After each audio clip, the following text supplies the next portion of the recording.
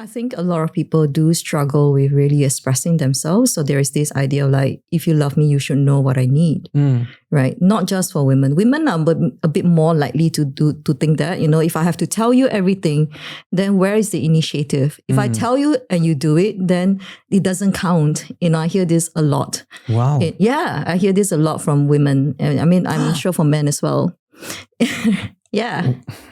You're surprised, are you? Yeah, I'm very surprised. If I tell you and you do it, it doesn't count. Yeah, some Holy women would cow. think that.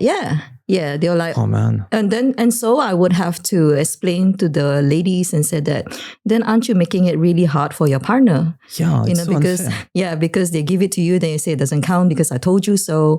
If they don't do it, you get upset and get annoyed. So that is not the right attitude in a relationship. So I would have to also call it out gently and say that, is it any wonder that your partner may be feeling taken for granted?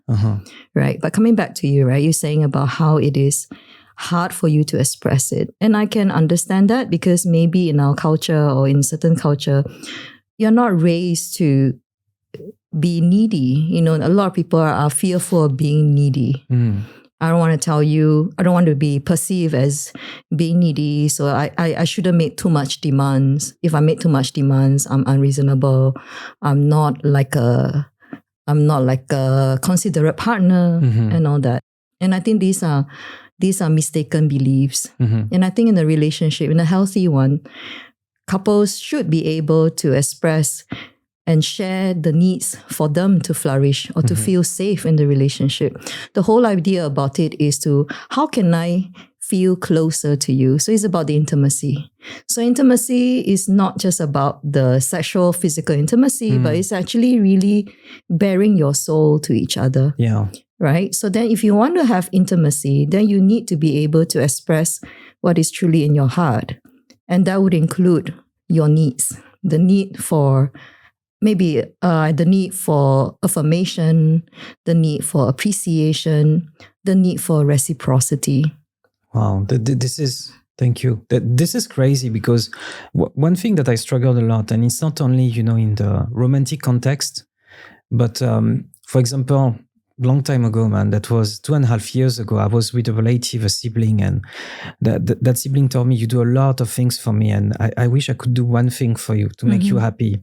And that really hit me when she said that because a girlfriend had told me the same thing in the past. And then later after that point, I spoke to some friend that I had, I had damaged the relationship with, and I mended the relationship with him. And he told me the same thing. He said, sometimes you do all these things, and it's so much. He's like, and then it makes me feel under pressure that now I need to show you at least a little bit of reciprocity, otherwise you're going to go. But the thing is that whether it's a friend, whether it's a sibling, whether it's, a romantic partner, I don't know what to ask for. You know what I mean? I have no idea because if I want something for myself, I just go get it, Sure. I just, so like if a partner would tell me right now, okay, fine. You want me to do something for you? Tell me what you want me to do. I don't even know what I would say. Right, right. Okay. And so I think in this case, it's probably good to just find out when this habit of not prioritizing your own need begins, you see.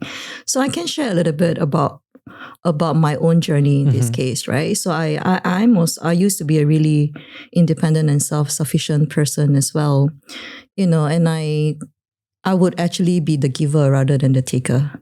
And I think one of the reasons for that is being the giver, I have more control. Right? So I can control when I want to give, how I want to give it, how frequent I want to give it, right? But then as a receiver, I have no control of it.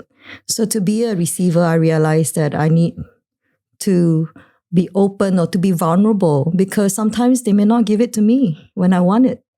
And that was very, very scary for me. But I think the turning point for me was when I became sick. When I had a rare illness called moya disease, and this was quite a while ago, maybe about 20 years actually. So I think when I first fell sick, it was quite hard for me to also receive kindness and help from other people. But I actually learned to train myself to ask for something. Like when I have friends who would come to the hospital to visit me, then they will ask me, What would you like me to bring you? You know, simple things like that. And I think in the past, I probably would say, oh, nothing, just come. But then I realized that they wanted to do something for me. Yeah. So I need to give them a chance to actually show their love and concern. So I may say, okay, why don't you get me a journal? Or maybe you could get me like a drink from this place. Or you could buy me like an eye shade so that I can sleep better at night. So I begin to kind of like make small requests like that. And they appreciate it because they really wanted to be there for me. So I think it from their point of view. How can I also help them to help me? And then that allows me to be more generous in receiving, actually. Wow. Yeah. So it was also like a process for me. So right now, I think I'm quite good at receiving. I'm quite good at asking too. Yeah, and I think it is like a muscles that you have to train. Oh man, because the